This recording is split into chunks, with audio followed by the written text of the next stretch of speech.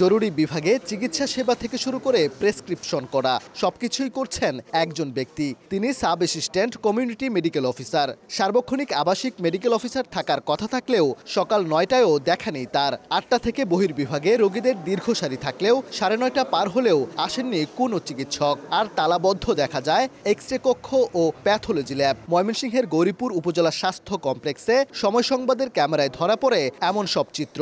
রোগীদের রয়েছে নানা অভিযোগ। নাম দিয়া ভিতরে সরকারি কোনো কাজ নাই, কিনো নাই, সব কিছু কেনাকাটা বাইরে আমরা আনা লাগে। আমরা তো আইসি যে সরকারি হসপিটাল, আমরা সরকারি কোনো চিকিৎসা পাই বলতে তো কোনো চিকিৎসা পাওয়া যায় না। এখানে কোনো ধরনের পরীক্ষা নিরীক্ষাই হয় না এই হাসপাতালে। 8টা থেকে মহিলারা পুরুষরা সবাই আসে, কিন্তু ডাক্তার 10টার আগে একদিনও আসে না। 8টা থেকে 2টা পর্যন্ত আমাদের এখানে পরীক্ষা করা হয়।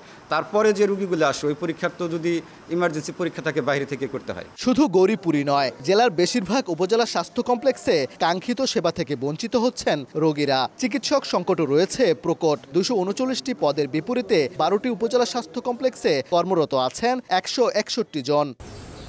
নেত্রকোনা জেলার 10 উপজেলার স্বাস্থ্য কমপ্লেক্সে বেহাল দশা। জনবল সংকট সহ পরীক্ষা নিরীক্ষার যন্ত্রপাতি, অ্যাম্বুলেন্স, টেকনিশিয়ান সহ পর্যাপ্ত পরিমাণে নেই ওষুধ। এখানে তো ডাক্তার তো তেমন বেশি নাই, তারা ওই কাছে আসলে তারা বলে যে ময়মনসিংহ যাও। কোনো উপজেলাতে স্বাস্থ্য কমপ্লেক্সে অ্যাম্বুলেন্স নাই, রোগীদেরকে সেখানে আসলেও তাদেরকে নিজস্ব ব্যবস্থাপনায় ময়মনসিংহ বা ঢাকায় যেতে হয়।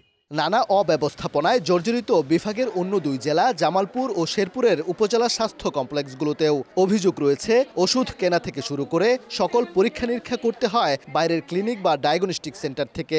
ওষুধ বাড়ি করছি কিনে আর টেস্টও বাড়ি করা লাগবে, আর বাড়ি আমরা ওষুধপাতি সব কিনি। বললাম যে আমি খুব গরিব মানুষ, আমি খুব দূর অবস্থায় আছি, আমার ওষুধগুলো মাগনা দেওয়া যায় না, কোনো ওষুধ পাওয়া যাবে না, ওষুধ এখানে হাসপাতালে পাওয়া যাবে না, আমরা কিনে আনেন।